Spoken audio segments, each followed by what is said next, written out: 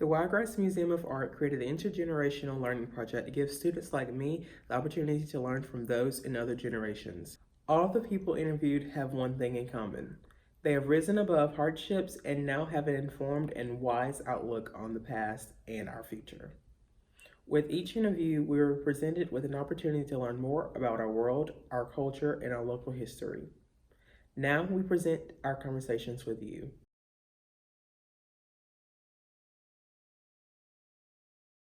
My name is Leslie Stephen Kraut. I live here in Dothan, Alabama.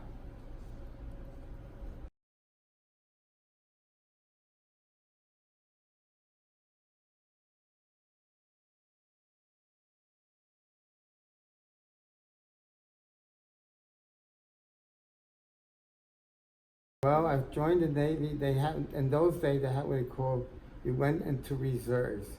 So on your 17 years old, you had to finish high school. So at 17, I joined the Naval Reserve, and I stayed 1 year. After the 1 year, you already made Seaman First Class, so you're ahead of everybody else when you go to boot camp and everything. So I was Seaman First Class. So I went on active duty October the 2nd of 1964 on the USS Cadmus, which was repair tender AR-14, and I got discharged from it October the 1st, 1966. Wow. But I served until May 28th of 1969. Okay. All right. So is that something that, seeing your father serve? No, it was very funny. When I was about 10 or 11 years old, they had Fleet Week in New York City. And I was on the USS Wasp, which was an aircraft carrier, a World War II aircraft carrier. And I said, I'm going to join the Navy when I grow up. I fell in love with it. And they all laughed at me until I turned 17. Wow, that's really cool that you kind of sparked your interest at a young age. Well, it paid for my college education. That helps also. That's very attractive, I'm sure. Well, in my case, I sent money home. I wasn't married, so there was no BAQ or anything like that. But I was able to save a lot of money because you only have a lot of money when you're out to sea. And so that was one of, but the GI Bill that I have, I don't know what, today is a lot more money going into the GI Bill as far as, getting the education. But I took a USAFI course, I took German as a language, but so that's what helped me, and it paid for all my college. The year I went to Rutgers and everything. So I mean, that's one of the benefits I had. I mean, the GI Bill helped a lot of us.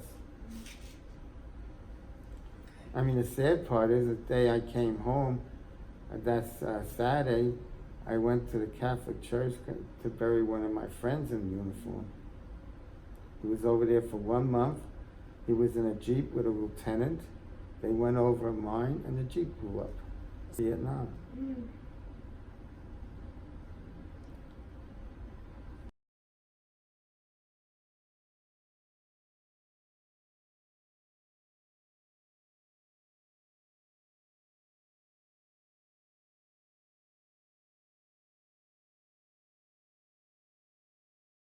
I was on a Navy ship and I had no problem. I was on it for 2 years and I was the only, there was 8 of us that was Jewish and we had no problem. I'll never forget though, the first, I think it was Christmas. And we were 963 men, including officers, but we had to make the meals and I was mess cooking at that time, not a food cook, because I just got on board the ship in October. So I was mess cooking and it was my job to make the hams. And I never saw a ham in my whole life being Jewish. So I followed the directions and the captain came down and said, "Who made that ham?" And one of the guys yelled out, "The Jew boy." He chewed him up and down for it. He said, "Let me never hear that again." He came over to me and said it was the best damn ham he ever tasted. And I turned around and said, "I couldn't tell you, sir, because I don't eat ham." We went over to the Med and we had a Father Kugel on board. Most Navy ships don't have a full priest as your chaplain, and we did. And he even got me for Passover around that just passed the holiday. He got us wine and he got us matzah, that we would have it. And the wine was rationed by him. We went to his office, we said the blessings, and he gave us a little cup of wine. Wow. Because you know, I have alcohol on board a ship, only for medical reasons or for religious reasons.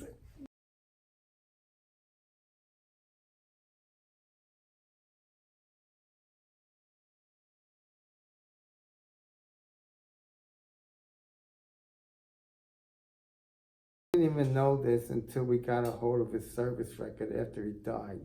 Really? He was a first sergeant and a sharpshooter. Really? And he was an airplane mechanic here in Camp Rucker. Oh, okay. And he served with the brother that's in the picture there.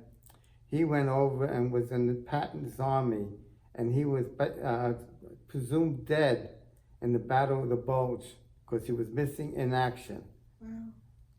His name was Irving Kraut. My father's name is Emmanuel Katz. Wow. So, how long was he stationed at Fort Rucker here? The whole time he was in the service, I think from 44 up to the end of the war. Really? Loved it here in Dothan. He did. In fact, in those days they had buses that you were off on a Friday night or Saturday. They had buses going here to Dothan, Alabama, to the synagogue that's there, Temple Emmanuel. My mother always spoke highly of that. My mother said that she loved the temple here because they couldn't come here every Friday night because sometimes he had work to do, you know, but they had buses. And how I know this, I didn't even get this from my mother. I got that from one of the members of the congregation, was Frida Katz, who passed away a number of years ago, only a few. And she told me, I said, is there any record, did they ever keep the names of the souls? She said, we had too many of them coming to keep a record of it. But they had a regular meal for them, which was nice. And buses from Camp Rucker came here.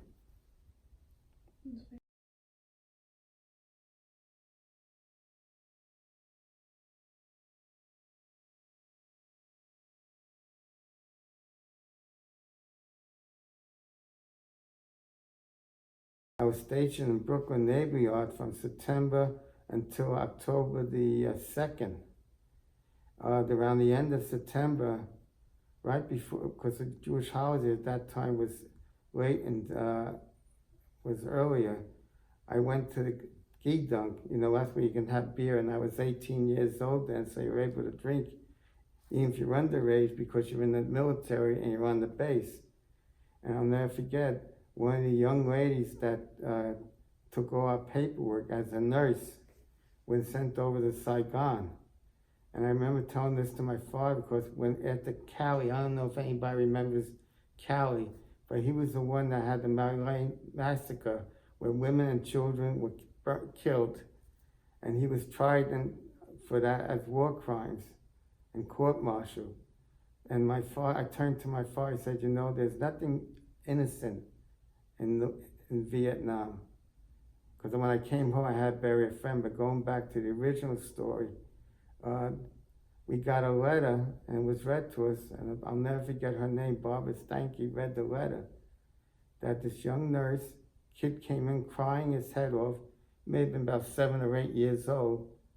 She put her arms around him to see what was wrong, and he pulled a grenade and killed her and 3 other people.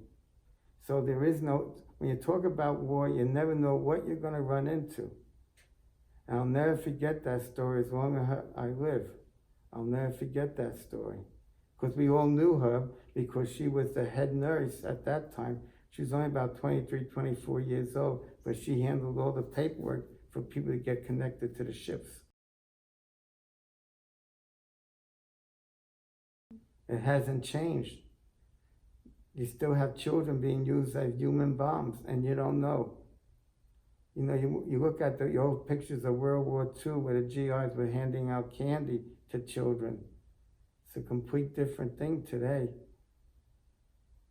I mean, you got a Holocaust working right now in Africa. Chad has nothing.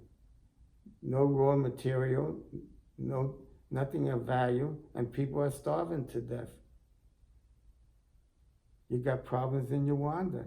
You don't have to go to Afghanistan. Seeing the horrific things that are happening around the world and just an alarmingly frequent amount, what does that invoke in you whenever you see these things happening?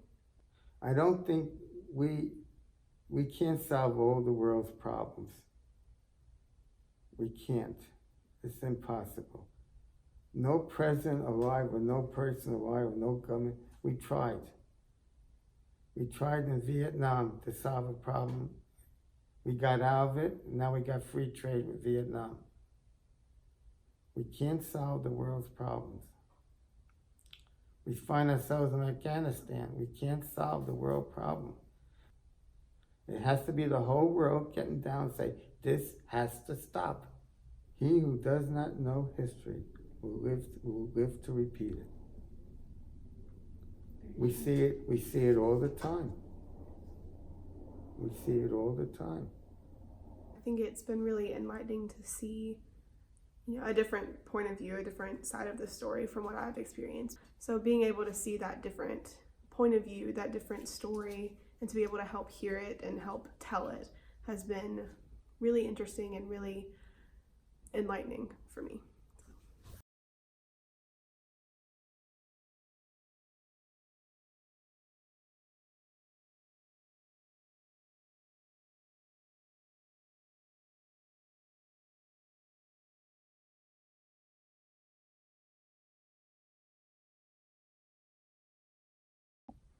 After watching this film, we hope you have learned more about your history and choose to become an ally to your neighbor in the future.